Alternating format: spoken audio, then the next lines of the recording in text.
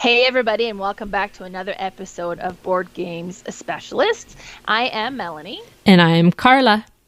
and this week we're going to be doing our top 9 family games. So, those are games that we like to play with our family because it is Family Day here in Alberta. Yes, all of Western Canada, we celebrate Family Day tomorrow on Monday, or today if you're listening to it on Monday. Perfect. Now, before we get into that, let's talk a little bit about some of the games we've just recently played. Now, Carla, what have you played recently? Well, just before we started recording here, I was playing with my daughter a couple of games from the Gifts series. Now, that's a abstract strategy series. They're all 2-player games with simple tiles and very simple rules, but it's those type of games that are very easy to learn, hard to master, but they're really fun, and they're only about 20 minutes long. Nice. Yes. I did get to play my Petrichor Kickstarter that I just received. That's just a little area control game where you're playing as a cloud and you're putting little raindrops in the cloud, trying to control different tiles on the board. It's quite fun and it's just a beautiful production. What It about sounds you? like a really unique theme, actually. It is. Because how often are you a cloud and playing as weather, and it actually follows the science of weather? Petrichor, the word, means the smell of rain after like a warm streak, I think. Oh, okay. So Yeah. it's really neat. Neat. Well, so recently I played, well, last week when we recorded our last episode, Carla actually came over to do that, and then we played a bunch of games afterwards. We played a lot of games. We played Ex Libris, which I had just purchased. I hadn't played before. Now it was kind of interesting because it's a tableau building, basically. You're collecting these cards of different books, and you're building a library out of it. So you're trying to keep the books. They have to be alphabetical order, but also numerical order within the one alphabet. And you can go up to 3 shelves high. So and then every time there's a new card that comes up on different ways of how you can manipulate the cards you have or how you can collect new cards. And that one actually was interesting. It was one that I wanted. Looked like it was something I would enjoy, and I actually really did. We also played Meadow, which was one I had just purchased that weekend as well. And that was one's a neat, I want to say set collection, but it's not really like you're collecting these different cards and the art on it is beautiful. But like if you have a slug, then you can then get a bird. And so you want to have like kind of set yourself up so you have the cards that you need to be able to get the next cards, and then at the end of the game all these cards are going to be worth points. So that now one was interesting. And then Carla, you got to try 5 cucumbers that I had been talking about a few times. Initiated her to that one. We played Ohanami because apparently you're saying you're having a hard time finding people who played that one for you. I love that game. That's so weird. It's so good. So we played that one a few times. Ubongo Extreme. Oh, yeah, that was fun. It was not looking good at first for me because I was like, because the Ubongo, the way that it works is you have a shape that you got to fill in, and you have a certain amount of tiles that you got to fill it in with. And the Ubongo Extreme one, they're not Tetris-y shaped, like they're hexagon that is all connected in weird ways. And I find visualizing how to put that together is a little bit harder. And then like the first 4 cards that we did, like you were like, okay, I'm done, and then I've got nothing yet. So that one was neat. We got to play Airland and Sea, which is I really like that too. That one reminds me of Lost City a little bit. You kind of build on your own side, and basically there's 3 battles going on. One that's with planes in the air, one that's on land with tanks and stuff, and then you got the sea with the battleships. It's got a very army theme to it. I bought it for Jerome because he's such a army fan, and it's you trying to win like 2 out of the 3. But what's really interesting with this one is the other player, as a strategy, you can call defeat earlier on in the game so that the winner gets less points. So if based on your card it's becoming obvious you're not going to win, you can just call defeat right away. So instead of getting 6 points, they only get 2 or 3 or so on. And I think it's the first person to get 12 is the winner.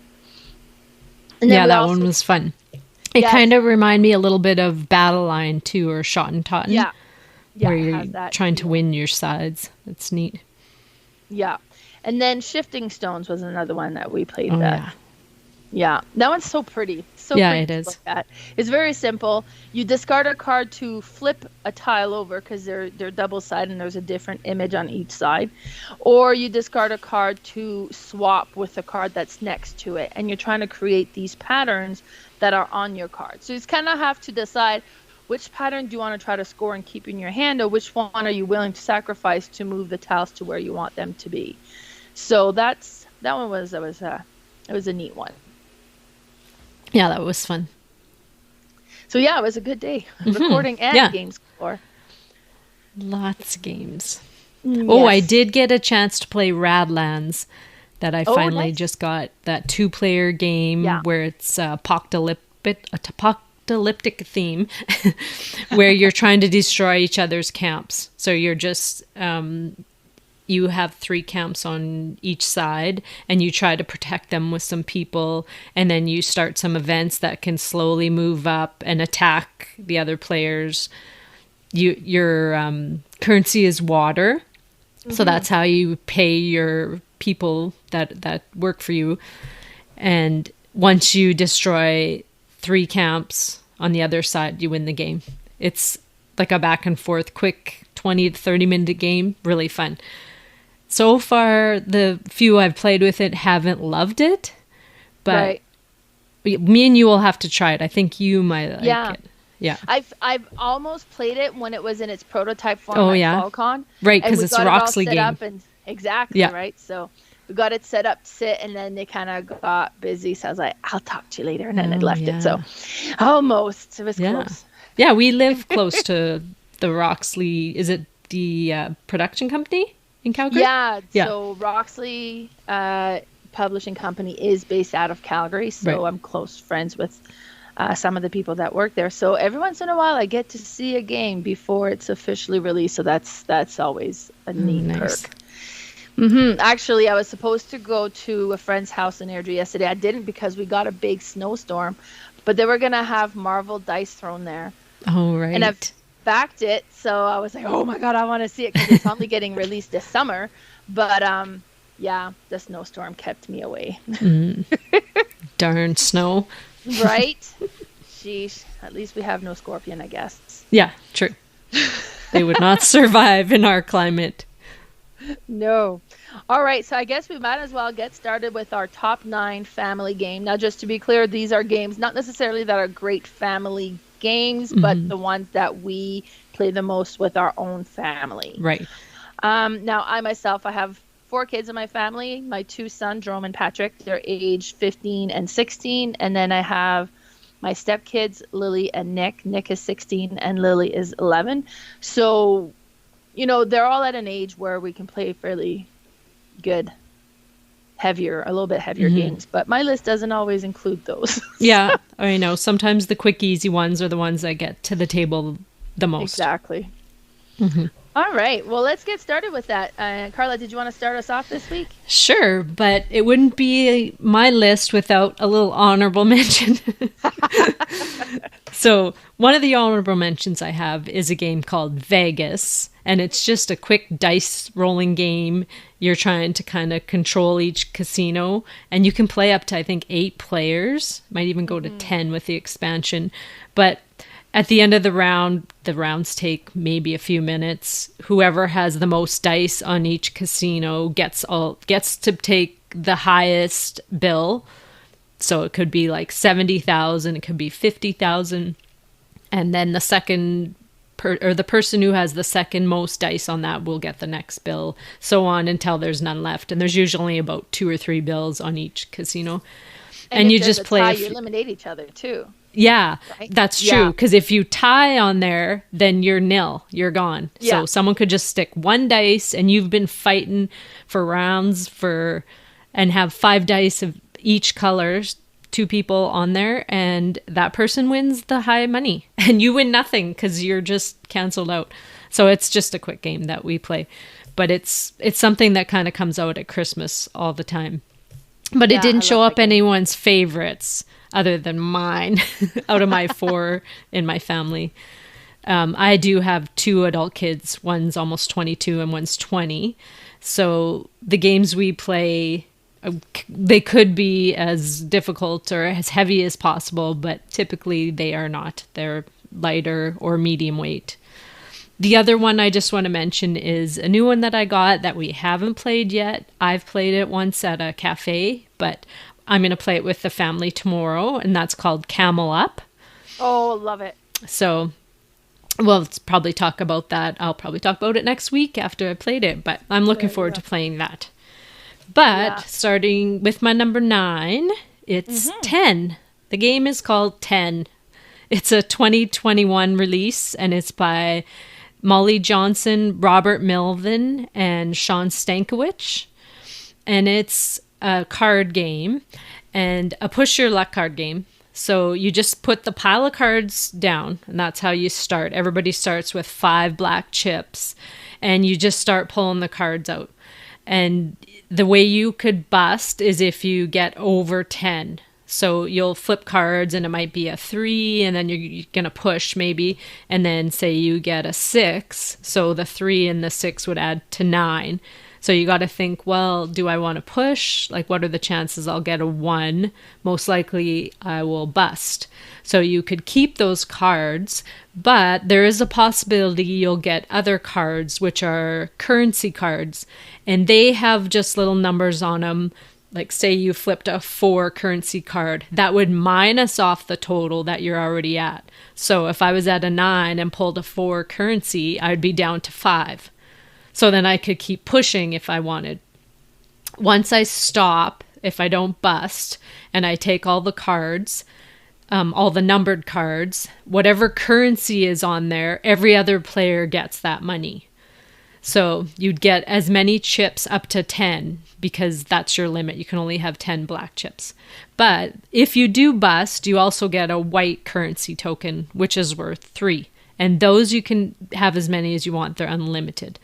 So, but the whole reason of trying to collect these cards is at the end, you're trying to collect runs of colors. So there's, I think, 4 or 5 different colors, and you want to run. The ideal run would be 1 to 9. So if you had a full color of 1 to 9, you'd get 10 points. If you had just a broken up run, like just say 1 to 3, you'd just count 3 points. So 1 for each.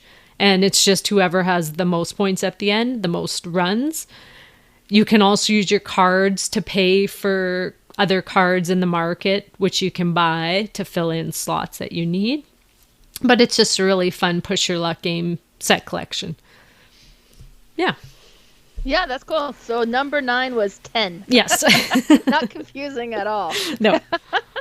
All right. So my number 9 is Splendor. So Splendor was designed by Marc-André, and it's published by Space Cowboys. And it's funny because my kids are reluctant players.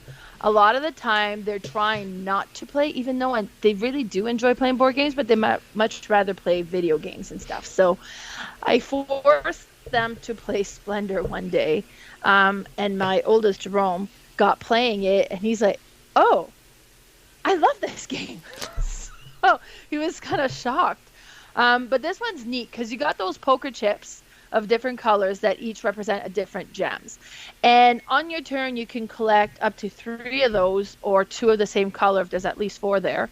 And you're collecting some of those, and then you can spend your gems to purchase cards that are going to give you a gem ability as well. So as you start collecting these cards, now if I collect a diamond card, I always have a diamond available to purchase new cards. And you continue collecting these tiles and collecting these cards, and as you keep going, some of the cards are going to be worth more points because you're going to be able to have bigger combos and go to the bigger priced cards. And it's whoever reaches, I can't remember if it's 15 or 18 points. I think it's 15. Yeah, it kind of triggers the end of the game and you finish that round. So that's one that's went over really well. And it's just a simple kind of collecting game, but it's a neat one. And the boys really enjoyed that one. Yeah, that's a good one. Nice. That's your number 9. My number 8 is a game called Downforce. It's a 2017 game by Rob Davio, Justin Jacobson, and Wolfgang Kramer. It's a race game, so a little car race game. You have a racetrack, and you each will, well, you'll bid on these different cars. So there's about 8 different colors, I think, of cars. And before the race, you all bid on these different cars to try and buy them, basically. And you have to win at least one of the cars before you start the game. But if it's a 4-player game, you could have 2 cars each. If it's an 8, I don't know if it's 6 or 8 cars on there. But anyway, so once you win your cars, then you have these cards in your hand that will play how far each car will go. So on each card, you might have anywhere from 1 to 5 different colors of cars, and it'll list on top of the card how much movement each will go and the order of how you'll move the cars. So say I had a red car and I played a card that had red on top that got to move 4. So I would move my car 4 spots, and then the next one was green. Then I would move that one, say 3 spots, and so on and so on. And what you're trying to do is, obviously you want your car to win, but also if you find you're not winning, there's 3 spots on the game board that once a car hits there, everybody has to bid and guess who's going to win the race. If they guess the right color at the end of the race, you're going to get a whole bunch of money. But if you guess yourself and you win, you will most likely win the game. But it doesn't always happen that way. So it's just a neat little race game. And when you're moving the cars, you can block each other out because some of the turns are really narrow. So only one car can fit there. So if you stick your car there and you're supposed to move other cars that you're blocking, they just are out of luck and they can't move. It's just a neat little race game. My son always wins. I'm not sure what his strategy is, but I don't think he's lost this game. He just loves it. I've heard lots of good stuff about it. It's definitely one I want to try, and I think my family would love it. Yeah. They really seem to like the racing games, so that one is on my watch list. If I come across it, I'll probably pick it up. Well, you can borrow mine and you could try it out and see if you like it. Oh, there you go. Yeah. That's the best way to do it, right? Instead of just buying blind, I guess. Exactly. All right, so my number 8 game is called Oilman. Now, Oilman was published in 1994, and they just did a reprint here like a year or 2 ago.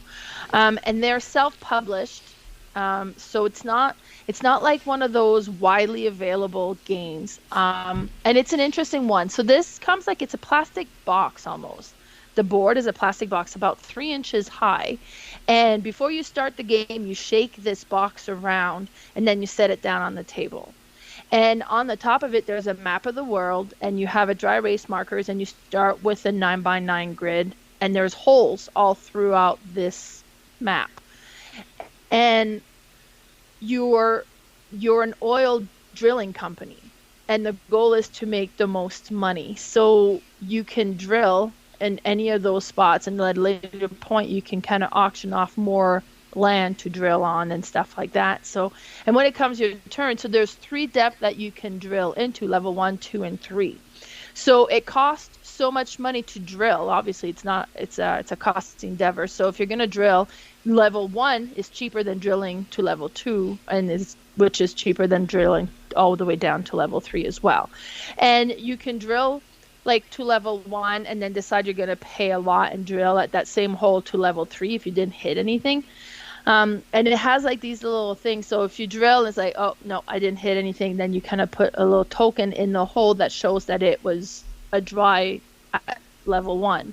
So then you could go and drill a little bit deeper. And then when you put down your little drilling in the hole, and it'll hit resistance. Be like, oh, okay, yeah, I struck oil at level 2. And then you can kind of record. And then, of course, you can do on-land drilling. You can do offshore drilling and drill in the ocean as well. And that's going to be more expensive, but the revenue is higher as well. So you're playing, and it's the first company to reach a certain level of revenue is the winner. This is my son Patrick's most favorite game ever, and he begs to play this one all the time. And for a long time, this was out of print, and there was quite the market for it. I had Yeah, somebody those offer games were me, going for like $300 or something. yeah, I had somebody offer me 250 for my copy, and I'm like, oh my God, yeah, it's yours. And Patrick was like, please don't give it Oh, away, please. I was like, oh my God, fine. So we kept it. And they did, like I mentioned a year or two ago, they just did a new print of it. So then, so my copy all of a sudden is not all that impressive anymore. But it's a neat game with like the poking down for the oh drilling yeah. to see if you're going to hit something or not. So And thematic. so yeah, it's neat. It's a fun one for sure. So Was then that one yeah, made in Canada? it's made in Alberta. Yeah, that's what I Um, thought. yeah, geez, I can't, like, it's a small town here. I can't remember what the town is, but yeah, so it's been self-published and created right here in Alberta. Neat. So yeah, Oilman, that was my number 8.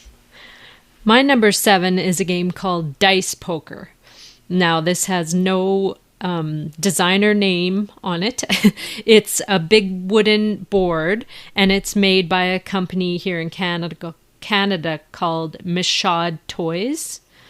So Okay. they make all these different kind of wood board games, but they all come in a really big piece of wood. So this one is basically you're playing sequence, but with dice. So on the board, there's all these different kinds of combinations, say like 3 2s or 4 4s, and they just show dice pips. So you can play 1 versus 1 or 2 versus 2. So you all sit on either side of the square board. And then you roll the dice and you try to get these combinations. And you're basically just trying to make a line of 5. I think it's 5. You need 5 chips on to get a line. And you need to have 2 lines to win the game. So you can kind of block each other out. It's basically the same game as Sequence, only without cards and using dice instead. Oh, that sounds neat, Yeah, actually. it's Yeah. nice. They make some really nice games, those Michaud Toys. I think they're out of Quebec, maybe? I'm Oh, not sure. okay. I think it's a French company, but they do bring their games to like our markets here, like when we have our Christmas market, craft show kind of thing.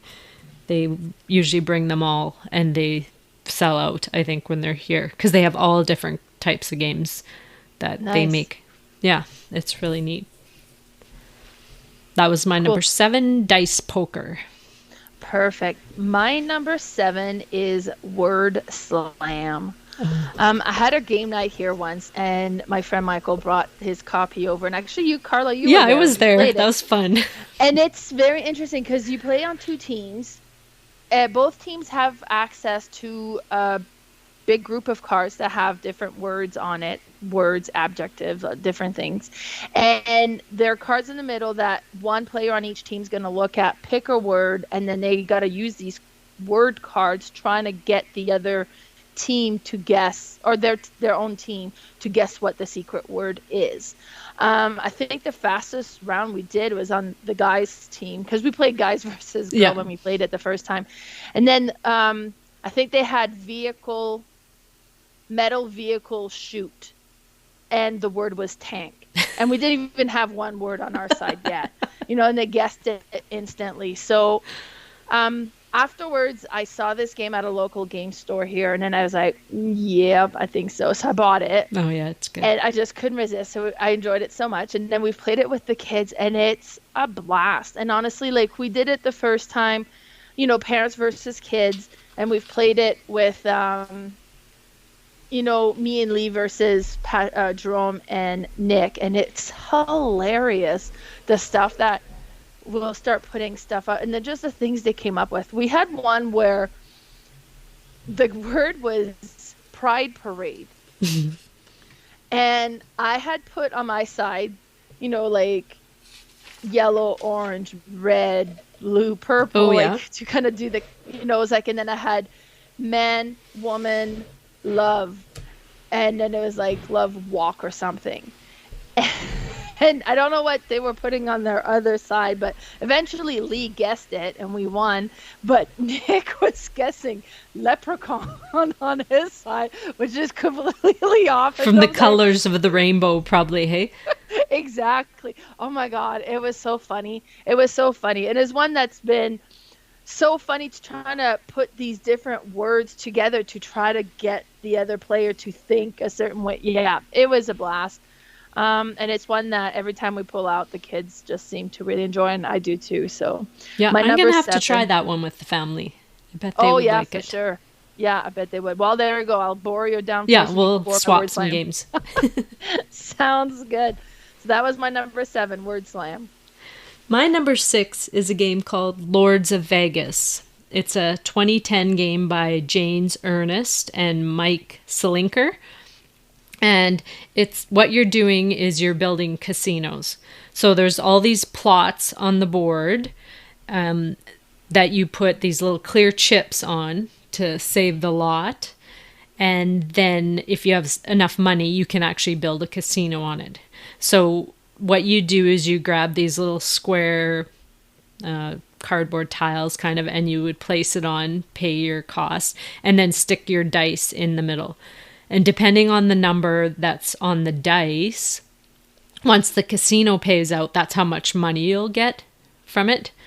But the way the board's set up is there's a strip in the middle, like the Vegas strip, and then casinos on the other side.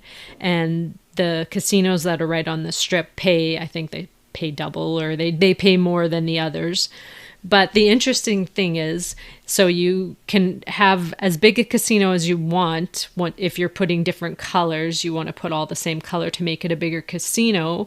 But if other people are beside you with a different color, you can do different things, like you can do a takeover. I'm not sure if that's the term it's called, but it's something like that, where you will pay enough pips that is surrounding you, and you'll roll all the dice and you'll take over other people's casinos, or you'll remodel and change the color of them so that now you are the controller of that casino, because whoever has the highest pip in the casino will get the points. Everybody will get paid out money, but you'll be the one who gets the points. And of course, the most points wins the game. It's really neat because you can also go gamble at each other's casinos, and then you just roll the dice and you bet. Say you want to bet $2,000, and then there's certain numbers that if you roll, you'll double your money, and if you roll certain numbers, you'll just lose your money. So if you need like an extra 1,000 or whatever to build another casino, you might just go gamble first just to get it for that turn, in case those cards come up. Because every turn, someone will flip a card and they get to put a plot on that card. But whatever color of casino it is, that will pay out each round. So you can be getting money on everybody else's turns as well. But it's just neat how you can take over these casinos, or spread out your casino, and then people will slowly creep into yours and then take over yours. It's a really back and forth take that game, but it's fun. We love playing that. It sounds interesting, yeah. Yeah, it's really neat. You've never heard of that one? I've heard of it. I haven't played it. And I didn't really know how it played. I hadn't heard a whole lot about it. Yeah. Yeah, it's fun. It's an older one, but we like it. That's my number 6, Lords of Vegas. Perfect. So my number 6 is Evolution. Evolution was published in 2014 by North Star Game, and it was designed by Dominic Krapachet, Dmitry Gnor, and Sergei Machin. And this is one that we played it the first time, I don't know, years ago. This was an early game in my collection, and we played it, and the kids loved it. And they kept asking to play it again and again. And at first I'm like, it's okay. And I was like, all right, fine, we'll play it. And then I was like, okay, we'll play it. But the more I play it, the more it's growing on me. And then like the last time I played it, I was like, okay, this one is really good. And it's really interesting because you start with one animal species and you have cards, and basically is you pick different characteristic to add to your species. So at some point, and you can change it as it goes, so you could be like, okay, well, I'm going to have a shell, so I'm more protected. and that it's harder for, carnivores to attack me because of my hard shell. Or I'm going to have a really long neck so I can reach higher for food. Or you could do one that's like, well, I'm going to develop fat tissue so I can actually store food for the next round. And there's all these different things that you can kind of add to your species. And then you can bring on other species, and you could be like, well, I'm going to reproduce very easily. So then your particular species has tons of babies or whatever. And you can actually do at some point where it's like, I'm going to become a carnivore. And instead of eating the plants, you eat the other animals. And it's neat. But every round you pick a card that you put in the middle and you put it face down, and that gets flipped over, and it's the food value, and that's how much food goes into the middle pool. And you're going around collecting one food, or if you have an ability that allows you to go in first, then you can do that. Like, having the long neck will let you pick food first. Mm-hmm. And you go around feeding, and then you got to feed your entire population of animal. And if for some reason you can't, well, some of your species are going to start dying off. And all the food that you collect each round goes behind this little, like you have a little shield that you put in front of you that goes behind that. And that's actually your score. So at the end of the game, it's whoever collected the most food that's the winner.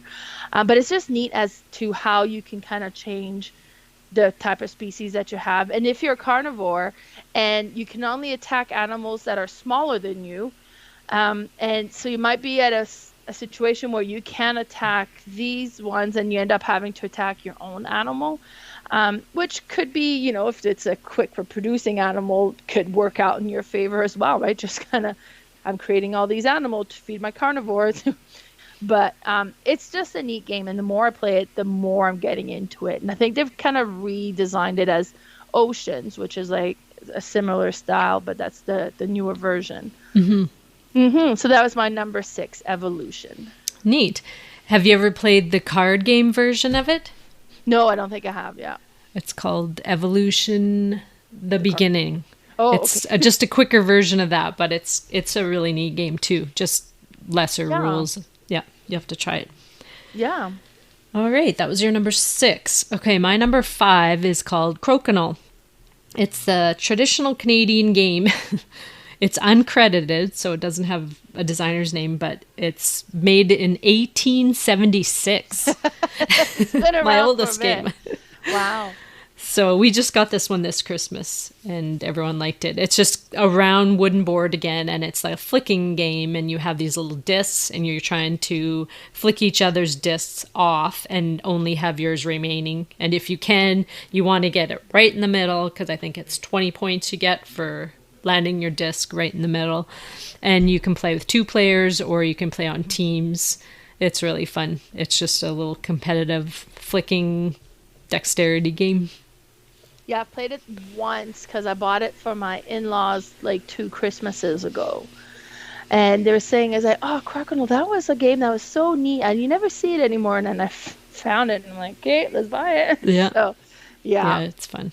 It's and fun. It looks nice on your wall, space. Too. Yeah, you got to mount it somewhere because it's bulky. Mm-hmm. Yeah, but yeah, it's a neat one. That was your number 5? Yep. Perfect. My number 5 is Happy Pigs. And that's published in 2013 by Yellow, and it was designed by Kuraki Mura. And this is another of Patrick's favorite. And every once in a while, he pulls out Happy Pig and he'll put it on the table. It's like, could this be the game we play today, please? But it's really neat, and it's funny, like, because it's very cartoony looking, but it's actually a fairly serious economic game. And you have pigs, and then you can have like the tiny pig, the small pig, a medium pig, and a large pig. And you play over the course of, I think it's 4 seasons. So you start at spring, and then you'll flip a card, and it'll be summer. And then each card that you flip over will have different thing that's happening. It could be like whoever has the most piglets gets extra vaccinations or different things like that, right? And each round you have some cards that have a different action, and you'll pick what action you want to do. So you could breed your pig so that you bring in little tiny pigs for every large and medium pigs that you have, because the smaller ones can't breed, they're too little. Or you could feed your pigs so that they grow up one size. Or you can go to the market and you can buy different things, such as more pigs or more land, because you all have to have them within this one pen. Or you can buy vaccines to make sure they don't get sick. Or you can buy, it's like a little heart amulet, and that makes it so when you breed your pig, they skip the tiny version and go straight to small, so they're a little bit bigger. Or you can have feed supplements, so when you feed your pig, they skip a size and they grow 2 sizes instead. Or you can go to the market and sell your pigs, and that's, kind of collect money that way. And you're doing this, and then at the end of every winter season, if you have any pigs that are unvaccinated, they die off. So you want to make sure that you vaccinate them or that you sell them. But so you flip over the action you want to do, and then you reveal it all at the same time. But each round, when you flip a card over, it tells you how many actions available. So maybe there's only 5 breedings available, and there's 7 feeding available, and there's, so if you flip over and you got 3 people doing the same action, then it got to get divided up between those 3 peoples. And so it's like, oh, darn it, I wanted to feed all 4 of my pigs. Now I only get to feed 3. Or, so it's really interesting that way. And then after the 4th season, you sell off all the pigs that you have at the end as well, plus the money you've collected as you went. And it's whoever has the most money that's the winner. Oh, that sounds neat. I've never played that game. It's really neat. It's really cutesy to look at, because you got like the little, cartoony. They're all like square animals too. Like they're all like a little cube pig. And I got an expansion that allowed to have like little chickens and little sheeps, and it's just really cutesy, but it's kind of a neat economic game. Oh, I had no idea that was an economic game. I see the box cover and it looks like it's a child's game almost. Yeah. From the cover, right? Exactly. Mm-hmm. Yeah. So, yeah, no, definitely a lot more game than it first meets the eye with this one. But so, yeah, that was my number 5, Happy Pig. All right. My number 4 is called Survive, Escape from Atlantis. It's made in 1982 by Julian Cortland Smith. This game is it has a board, which is basically all water. And then you place out these little hex tiles. So you place out like rock land, and then you place like desert land, and then I forget what the other one. There's 3 different types of terrain. So they're all laid off in the middle, and that's Atlantis, and it's going to sink. But before it sinks, we place all our little meeples out, and we each get about 10 of them. And on the bottom of them, they have a number from 1 to 6 on them. And so you try to remember what you're placing and where you're placing it. And you get to place these all over the hexes. You go one by one around in a circle. And then once those are all placed out, you also get 2 boats. Because what you're trying to do is get all your meeples to the 4 corners of the end of the board, which is the land, before Atlantis sinks.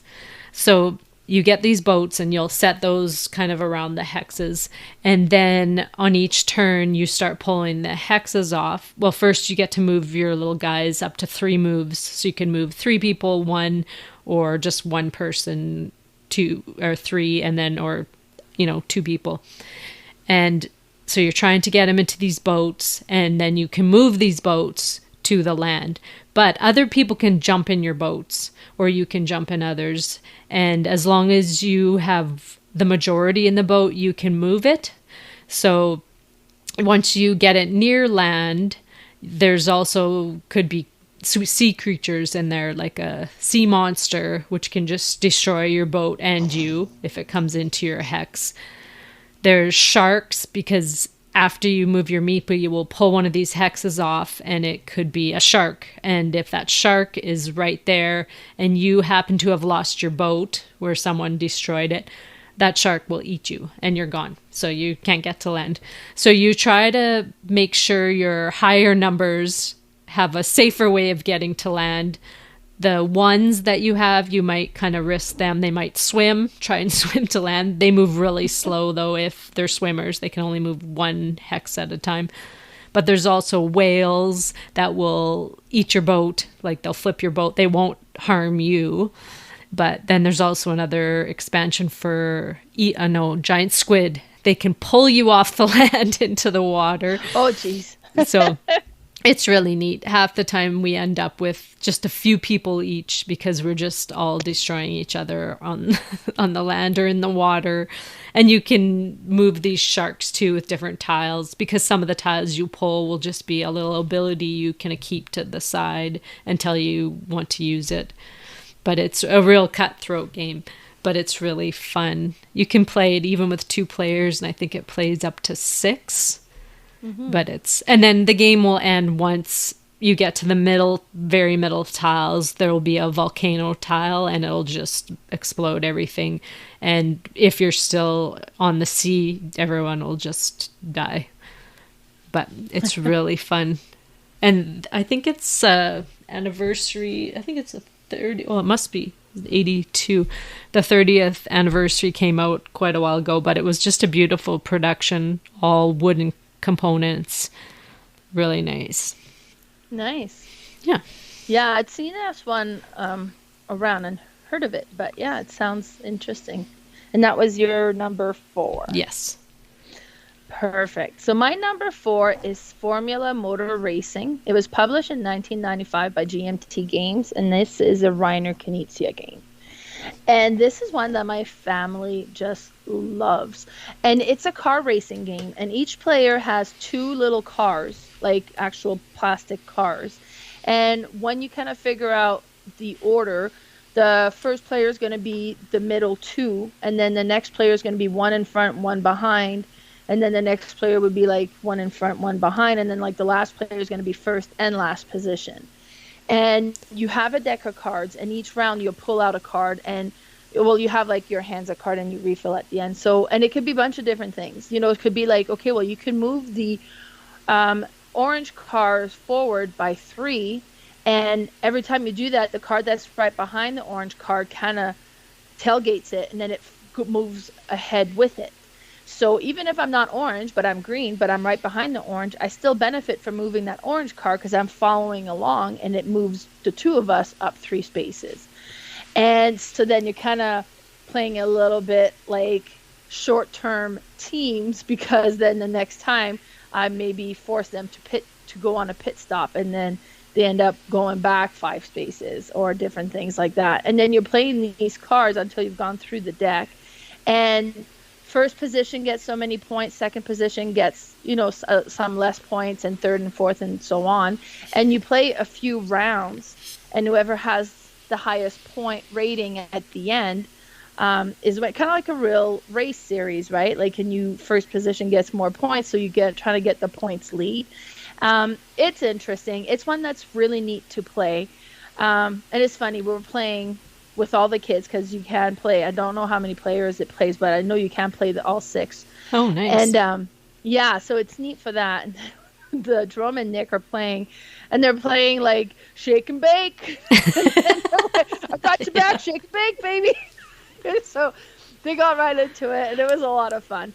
So, and it's such a simple, because it's just these tiny little plastic cards and a deck of card. And I mean, in the back of the deck of card, this is like a 95 game, and they're ugly. Like, it's beige with the thing that says Formula Motor Racing. So there's nothing amazing to look at, but this is such a neat game, and it's so fun to play. No, I had never heard of that one. That was your number 4? That was my number 4.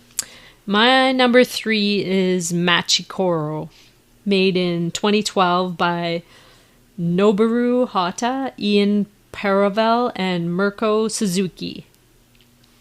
This is basically a card game. So you start with a few buildings. Well, they're not really buildings. I think you have a bakery and a field. And so everyone starts with those in front of them. And the first one has a 1 on it, and the next one is a 2 or a 3. And then you have some dice. Oh, and you also have these landmarks. Everybody has, I think, 4 to 6 landmarks that are turned over.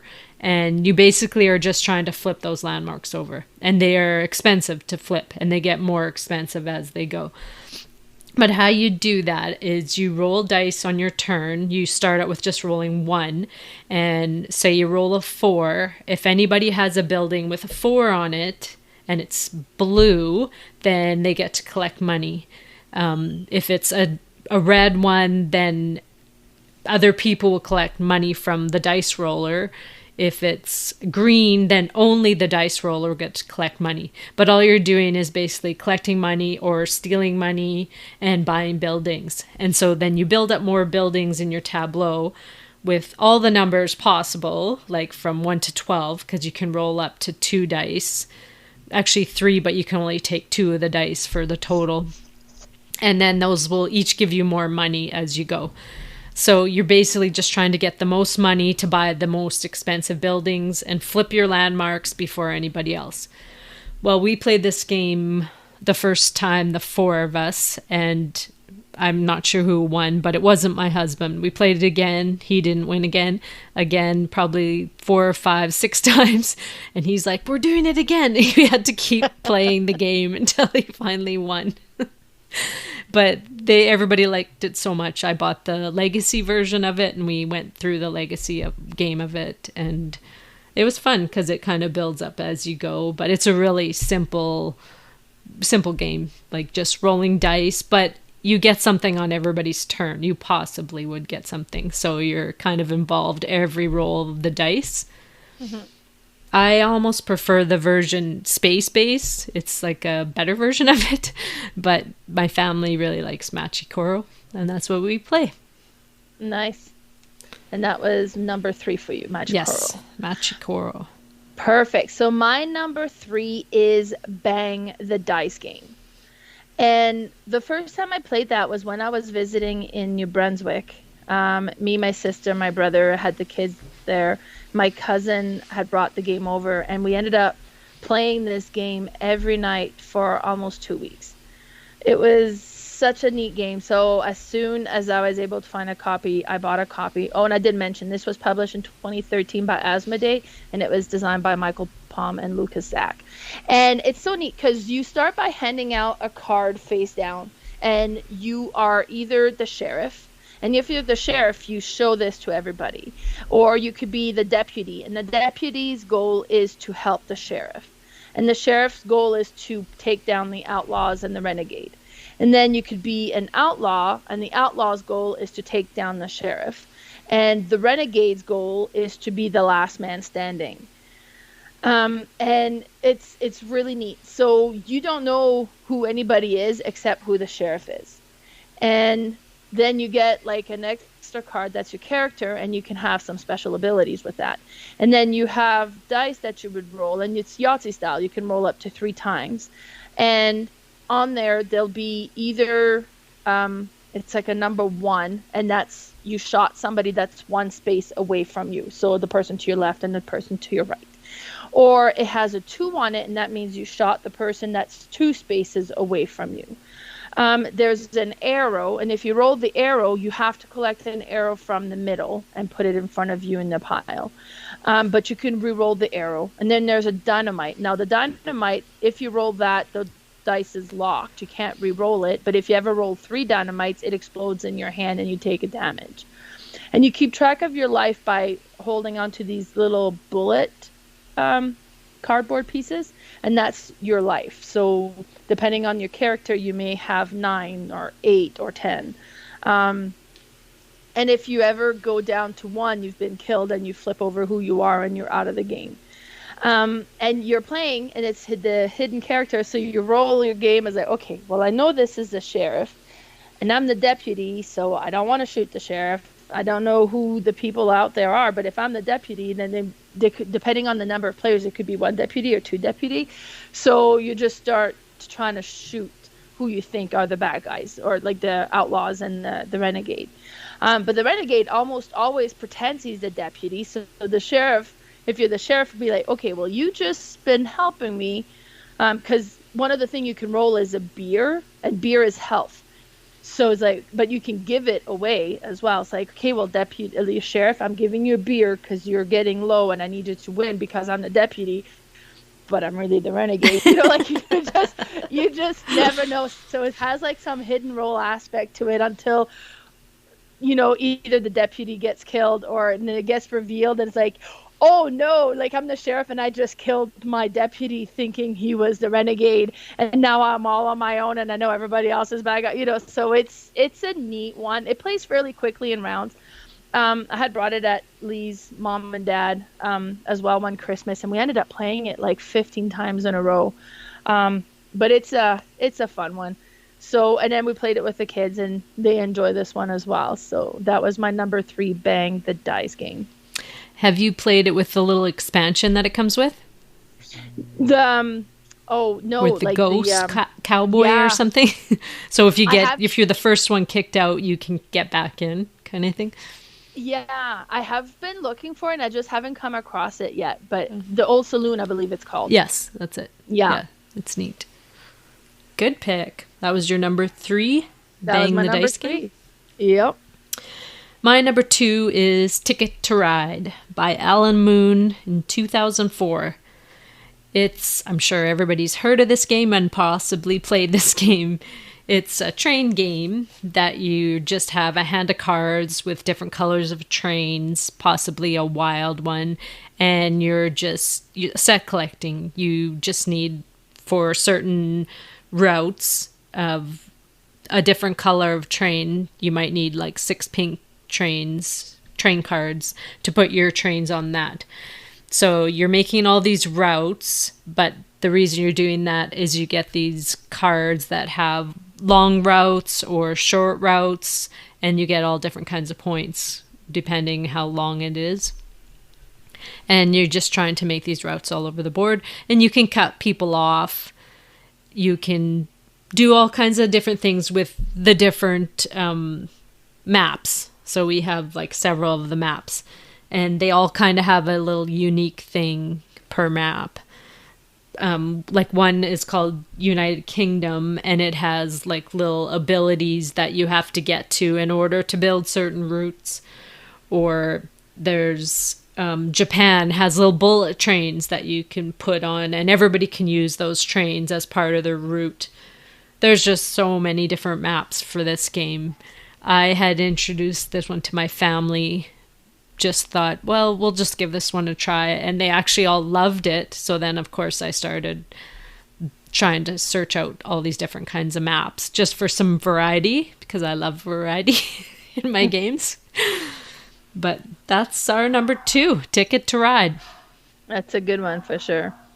And yeah, it is one that's kind of gets out, like it's kind of fairly widely known now. And yes. But yeah, it's a good staple to have in a collection. It's a good for any level of gaming skills as well. Anyone can learn that one. Perfect. So my number 2 is our first crossover this week. And that's Matchy Coral. Oh, nice. So Matchy Coral is one that my kids love to play. And when they were little, like when we first started playing this one, at one point we took out the red cards because they would get so mad at each other. And they would always go for the red cards. And the red card is when you roll, you have, if somebody rolls a 7, then they have to pay you for having rolled a 7. And they would get so mad. So we're like, okay, we're not playing with the red cards. But they wanted to play it all the time anyways.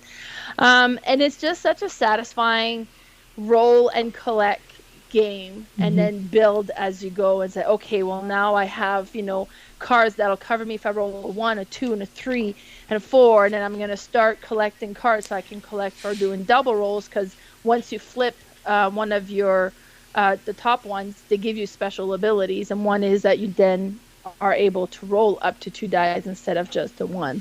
I really like this one. The kids really enjoy this one. I've got Space Base since, and I've played that one as well, and it's neat. Definitely has a similar mechanism. It doesn't have as much of that take that the Matchy Coral does. No, you're right. But I don't know for me if that's fully replaced Matchy Coral yet. I still enjoy Matchy Coral more, I believe. Yeah. Yeah, so that was my number 2, Matchy Coral. All right. Well, my number 1 is Codenames. So a 2015 game by Vlaada Chvátil. It's just plays with every group that I've ever played with, but our family loves this game. Just a simple game with a grid of words. I think it's a 5x4, no, 5x5 maybe grid. Mm-hmm. And it just has just words all over, one on each of the squares. And you have two teams. You could have any number on each team, basically. And you have this little grid between two people, so one on each team. They will look at this grid and it'll show colors all over this grid. So there's either red or blue. Well, all the red ones, the one team has to describe those words to their team, and all the blue ones, the other person has to do. So how you can do that is you look at all these words and you try to combine some of them to be able to describe one word. Like you may have, here's just a simple explanation. You might have like a wolf, a bear, and a dog, and you would say animals 3. That never actually happens, but I'm just giving you an example here. Yeah. So if I said animals 3, they would look and be like, okay, those are the only animals on the board, so they might pick those. But you do have to be careful because there's a black spot on the grid, and if they happen to guess that black spot, you lose the game. So you have to look over the cards really carefully and make sure you're not describing any of the other team's cards, because if you do and they guess it, they get to cover up that card. It's basically a point for them. And you're just trying to describe your color before the other team does. This one, we end up playing probably 5, 6, 7 times when we put it out just to play once. And it's funny because my dad, he used to love playing games when we were little, but over the last few years, he's like, I don't like games anymore. He likes card games. He plays cards with his brothers. But we have this one set up, and he comes over to the table, and he's probably the best one there. He knows how to describe those words. Like, he's just awesome at it. It's fun that you can play it with any age. Little kids could come in there and probably at least guess some of the words that you're describing. But this one is just an awesome one. It goes well with almost every age group. And as many people, because you can play a duet version of it with just 2 people. And there's all probably 20, 30 different versions of this where you can get Harry Potter.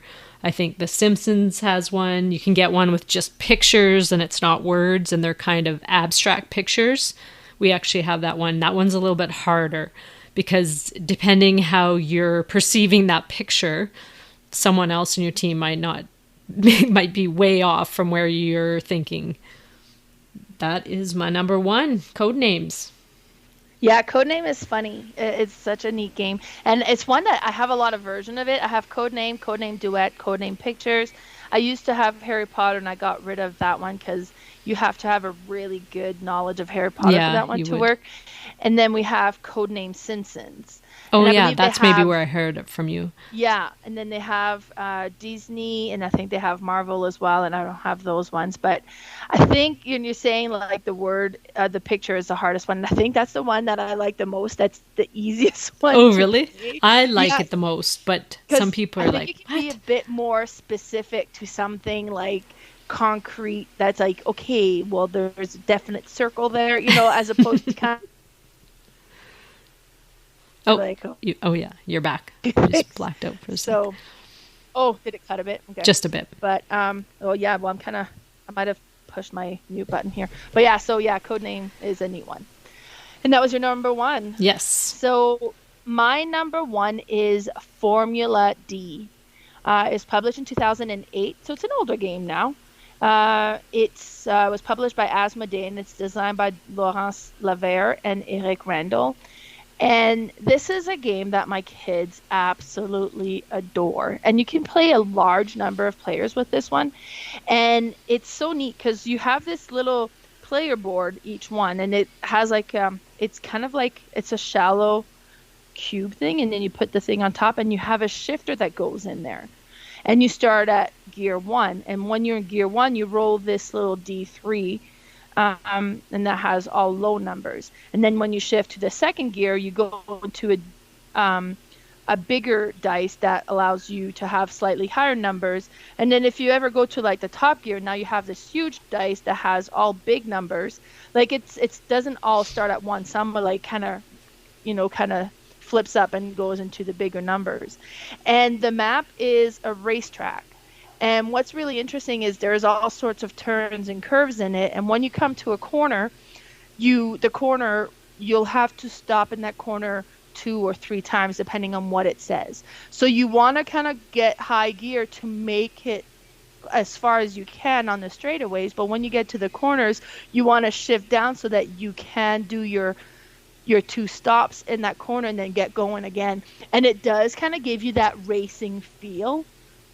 And my boys are motocross racers, so perfect. They really enjoy the race element of it. And then this is one that is always really well received. And if you blow the corner, you didn't shift down enough, then your car's going to take damage. And if you take too much damage, then you may not finish the race. But it's a really neat one, and kind of the shifter thing alone is so neat. And then being in a different gear for the different dice it's a really neat, fun game. Is it a timing game? Like timing is very important? No, it's just whoever makes it around the track first wins. Oh, right? It's gotcha. A race game. It definitely is a race game, and you could do it so that you're taking multiple laps. We normally just play the 1 lap, but it's first one around, and then you all have these little, almost like rubbery cars that you have, and kind of keep track of the spaces, and you can switch lanes, and then the inside lane has less spaces than the outside lane, which might be good, but if you need to stop twice, then you might want to set yourself up so you're taking the corner from the outside space, not the inside space. And it's very interesting. It definitely has that race feel to it. Cool. I haven't tried that one. Oh, well, you'll have to. It's great. So that was my number 1, Formula D. Awesome. Perfect. So that was it for our top 9 family game. Now, Carla, where can people find you? They can find me on Instagram. I'm Boardgame Specialist, all one word. And you could also go onto my Facebook page. It's Red Deer Boardgame Fanatics. But other than that, that's where you'll find me. Best to reach me on Instagram. And I'm on Instagram as well as boardgame_mama. I have a YouTube channel that is Boardgame Mama. And on Facebook, my Facebook group is Didsbury and Area is playing all the games. And that was actually an inside joke, because every time Lee's like, okay, what game do you want to play? And I was like, I want to play them all.